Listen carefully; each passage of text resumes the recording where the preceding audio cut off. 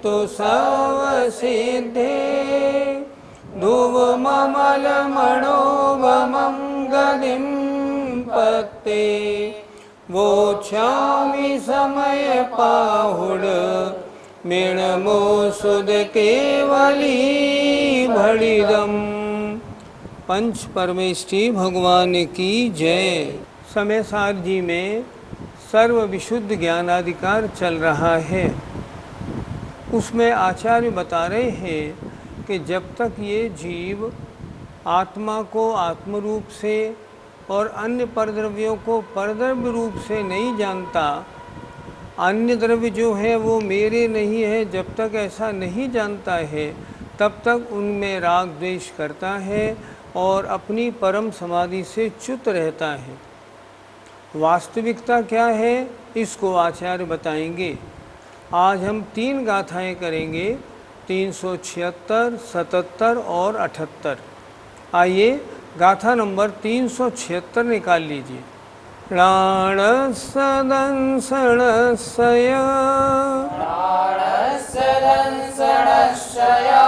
भणिदो घादो तः चरितस्य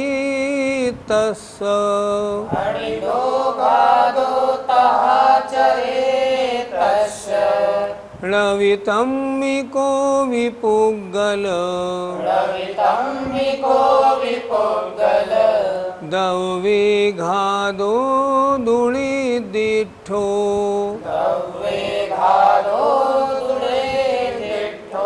बोलिए। प्राणस्सदंसणस्य भणिदो घादो तः चरितस्य रवितम्मिको विपुग्गल दवे घादो दुणिदिठो। आइए गाथा का एक एक शब्द का अर्थ देखते हैं। प्राण स ज्ञान का, दंसण स दर्शन का, चरित स चारित्र का, भणिदो कहा गया है, घादो घात।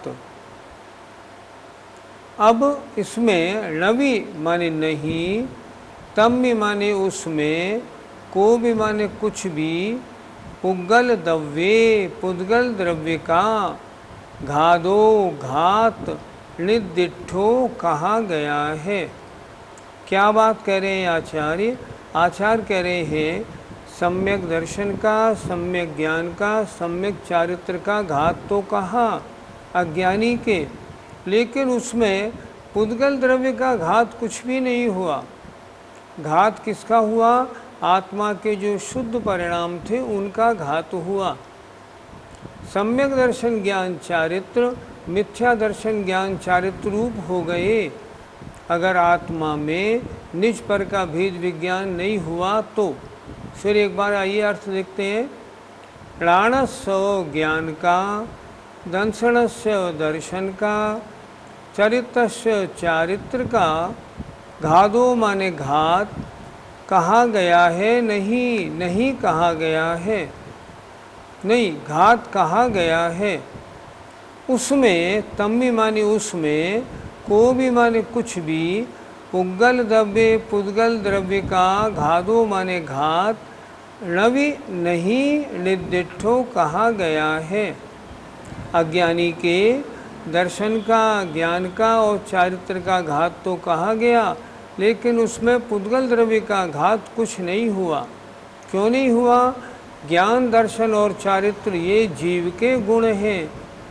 पुद्गल द्रव्य भिन्न है और जीव भिन्न है, इसलिए सम्यक दर्शन ज्ञान चारित्र का घात तो हुआ, इसमें पुद्गल द्रव्य का कुछ भी घात नहीं हुआ। भावार्थ है घात जो हुआ है वह तो दर्शन ज्ञान और चारित्र का हुआ कहा गया है। पुद्गल द्रव्य का घात तो कुछ भी नहीं कहा गया है। मिथ्यात्व का उदय आया, सम्यक दर्शन का घात हो गया, लेकिन मिथ्या दर्शन का घात क्या हुआ? कुछ भी नहीं। अज्ञान का उदय हुआ तो मिथ्या ज्ञान हो गया, सम्यक ज्ञान का घात हुआ, लेकिन पुद्गल का क्या घात हुआ? कुछ भी नहीं। दर्शन ज्ञान चारित्र तो आत्मा के गुण हैं, पुद्गल आत्मा से भिन्न है। इसलिए दर्शन ज्ञान चारित्र का जब घात है तब पुद्गल द्रव्य का घात कुछ भी नहीं कहा गया है। पंडित जी, सम्यक दर्शन ज्ञान चारित्र का घात किससे होता है? सम्यक दर्शन का घात दर्शन मोहिनी से हुआ, सम्यक चारित्र का घात चारित्र मोहिनी से हुआ। तो सम्यक दर्शन ज्ञान चारित्र का घात तो हुआ, लेकिन इसमें पुद्गल का घात कुछ भी नहीं हुआ। पुद्गल तो उदय में आया और उससे इन आत्मा के गुणों का घात हो गया। ये आचार्य इस गाथा में बता रहे। 376 का पद्यानुवाद देखिए। विज्ञान चारित सुदर्शन ये भले ही, सम्मोह के वश मिटे क्षण में टले ही। होता न घात पर पुद्गल का इसी से, गाता यही समय सार सुनो रुचि के। कितनी अच्छी बात बताई। सम्यक दर्शन ज्ञान चारित्र के घात में पुद्गल का घात नहीं होता। पुद्गल अजीव है और ये जीव के गुण हैं, दोनों भिन्न भिन्न हैं। आइए अगली गाथा देखते हैं। 377। जीवस जे गुणा के, जीवस जे गुणा के, णथिते खलु परे सुदवेशु, णथिते खलु परे सुदवेशु। तम्मा सम्मा दिठिस्स, तम्मा सम्मा दिठिस्स। णथिरागो दुविषयेषु, णथिरागो दुविषयेषु। बोलिए। जीवस जे गुणा के, रथिते खलु परे सुदवेशु। तम्मा सम्मा दिठिस्स, णथिरागो दुविषयेषु। जीवस जे गुणा के, रथिते खलु परे सुदवेशु। तम्मा सम्मा दिठिस्स, णथिरागो दुविषयेषु। जीवस जीव के, जे माने जो, गुणा के ही कुछ जो भी गुण हैं, णथि नहीं है, ते माने वे, खलु माने निश्चय से, परेषु द्रव्येषु पर द्रव्यों में। अर्थात जो जीव के गुण हैं वे निश्चय से पर द्रव्य में नहीं हैं। जिसके गुण होंगे वो उसी द्रव्य में तो होंगे। इसलिए जीव के जो कुछ गुण हैं वे निश्चय से परद्रव्य में नहीं हैं। तम्मा इसलिए सम्मा दिठिस्स सम्यक दृष्टि के, णथि माने नहीं है, रागो माने राग, विषयेषु विषयों में। इसलिए जो सम्यक दृष्टि होता है उसके विषयों में राग नहीं होता। वो सोचता है ये राग द्वेष आदि अगर मैं पंचेंद्रियों के विषयों में राग करूँगा तो ये तो मेरे गुणों का घात करने वाले हैं, इसलिए मैं इनमें राग क्यों करूं? मैं तो अपनी आत्मा में ही निरंतर रमण करने वाला हूँ और मुझे वो ही ठीक है। फिर देखें एक बात, जीवस्य जे गुणा के, जीव के जो कुछ गुण हैं, ते माने वे, खलु माने निश्चय से, परेषु द्रव्येषु णथि पर द्रव्य में नहीं है। जीव के गुण दर्शन ज्ञान चारित्र क्या ये अन्य द्रव्य में पाए जाएंगे? नहीं, कभी भी नहीं। जीव में ही होंगे, अन्य में नहीं। तम्मा इसीलिए सम्मा दिठिस्स सम्यक दृष्टि के, विषयेषु पंचेंद्रिय विषयों में रागो णथि राग नहीं है। तो उसकी इच्छा कहाँ रहती है, उसका मन रमता कहाँ है, अपने शुद्ध आत्मद्रव्य में रमता है, पंचेंद्रिय विषयों में नहीं रमता। क्योंकि जीव के जो कुछ गुण हैं वे निश्चय से परद्रव्य में नहीं हैं। इसीलिए सम्यक दृष्टि को विषयों में राग नहीं होता। सम्यक दृष्टि को तो आत्मा में ही रुचि होती है। आइए 377 का पद्यानुवाद देखते हैं। ज्ञानादि दिव्य गुण आत्म में अनेकों, दिखे परंतु पर पुद्गल में न देखो। सम्यक्त की मुनि विराग पराग पीते, पीते न राग विष सो चिरकाल जीते। कितना अच्छा लिखा है। आत्मा में दिव्य गुण ज्ञानादि बहुत से हैं, लेकिन उनमें कोई भी गुण पुद्गल में दिखाई नहीं देता। मुनि महाराज कैसे होते हैं? सम्यक्त की और विराग की जो पराग, जो खुशबू है, जो सत है, उसका आनंद लेते हैं। राग द्वेष को नहीं पीते। इससे क्या होता है? चिरकाल जीते, अर्थात वो मुक्ति की प्राप्ति करते हैं। आइए अब गाथा नंबर 378 देखते हैं। रागो दोषो मोहो, रागो दोषो मोहो, जीव सदुजे अनर्ण परिणामा। जीवस्य दुजे अनर्ण परिणामा। एदेनु कारुणेन दो, एनेन कारणेन दो, सदादि सुरथिरागादि। सदादि सुरथिरागादि। बोलिए। रागो दोषो मोहो, जीवस्य दुजे अनर्ण परिणामा।